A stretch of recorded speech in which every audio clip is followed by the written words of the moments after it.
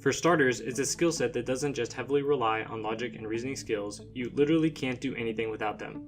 You'll never write any kind of substantial program unless you can think step by step through a problem, make a logical conclusion, and implement it in written form. Welcome to Garage Science, and I'm giving you the reasons you should learn a programming language no matter what.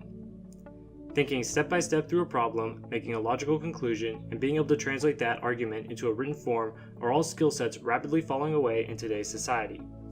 Programming languages are so strict in their rule following and robotic in their command execution that even the slightest mistake can keep the entire program from compiling or running. That's reason number one: it will make you pay attention to the details.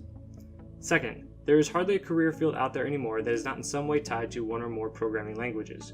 These careers where even an amateur knowledge of coding will make you like a god amongst your peers. VBA, or Visual Basic for Applications, is the programming language of Excel macros. Most people are somewhat familiar with the ability to record macros in Excel, but very few are able to handwrite a macro. Handwritten macros have the potential to perform huge amounts of computation within a user-friendly interface in short periods of time, and being able to create these is what can make the intern the subject matter expert on a given topic in a very short amount of time. Third, there's a software side to all technical products in today's information age. For an entrepreneur, in-house software for a product isn't just a nice to have, it's basically a requirement. For this reason, every entrepreneur and every engineer should have an amateur level of experience in programming. Besides, most startups don't start with a team of software developers, and having this skill set at even a basic level will catapult the likelihood of success in your endeavors. Fourth, most programming languages function very similarly to each other. So if you learn one, you've probably learned three or more.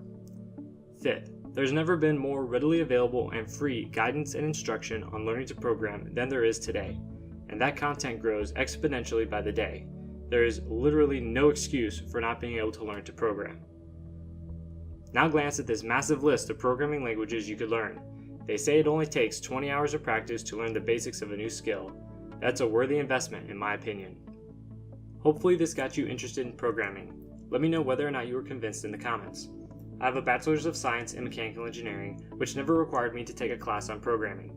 If I can learn VBA, Arduino, Java, and soon to be Python, you can too. Remember to like and subscribe. Thanks for watching.